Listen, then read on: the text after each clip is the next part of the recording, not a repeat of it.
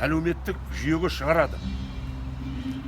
Жаңағы айтқандай, бұл біздің бойкот жариялағанымыз, мінекей қазір дәл осы уақытта осы арада тұрғанымыз аяқсыз қалмайды. Дүние жүзінің қазір саясаткерлері, бақылаушылары, журналистер Қазақстанға келіп көрсетіп жатыр. Енді біреулерді сатып алар, саясаткерлерді, батыстың. Ол біреуін екеуін. Ал бар саясаткерлерді батыстың сатып ала алмайды. Қазір мен оқып байқап отырмын. Бақылаушыларды Россия мен Қытайдан көбірек шақырған. Ол екеуінің айтатыны белгілі. Ертең 10 күні, 11 күні, ой, Қазақстанда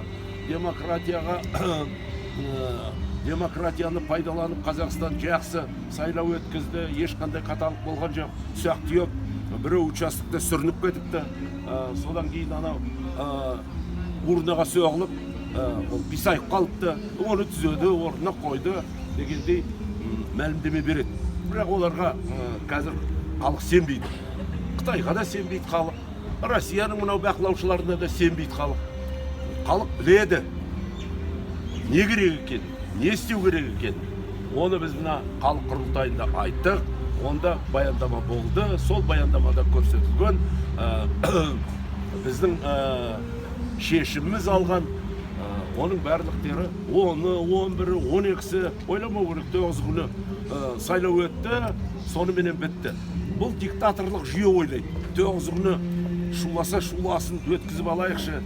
Қазір кешкі сағат 8-ден кейін есептеген болады дағы, орнына жасырын бюллетендерді әкеліп салады дағы, таңертең жариялайды. Содан кейін енді бұлардың қолында жұдырық бар. Ол жұдырықты ұстап, анауағы таяқты ұстап, халықты қуып жүрген ол біздің балаларымыз. Сол балалар түсіну керек. Кімді қуып жүрсің сен? Кімді жазалап атсың? Неге қоймайсың? Неге халықтың жағына шықпайсың? Соны түсіну керек. Егер сол жас жігіттер тағы да халықты қуғындайтын болса, онда нендей нәтиже шығады? Оның аяғында не болады ол? Ештеңе де болмайды.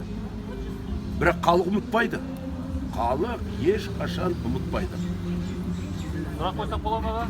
Қоя бер. Ертеңгі сайлаудың нәтижесіне байланысты қандай шара өткізуіңіз мүмкін? Не істейсіздер ары қарай? Біз ары қарай не істейміз? Ертең сайлауда мен айтып берейін.